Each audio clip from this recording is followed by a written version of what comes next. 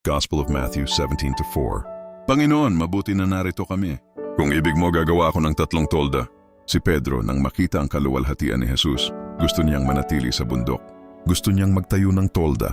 Parang sinasabi niya, Lord, dito na lang tayo. Pero ang glory moment ay hindi permanent address. Hindi tayo tinatawag ng Diyos para manatili lang sa comfort ng presensya, kundi para dalhin ang presensya niya pababa sa misyon. Minsan gusto nating manatili sa high moment, pero ang tunay na pagsunod ay handang bumaba kapag sinabi ng Diyos. A life application. May mga panahon na gusto mo na lang manatili sa safe, blessed at masayang season. Pero tanungin mo ang sarili mo, may pinapagawa ba ang Diyos sa akin sa ibaba? May mission ba akong iniiwasan dahil mas komportable ako dito? Ang pananampalataya ay hindi lang pananatili sa bundok.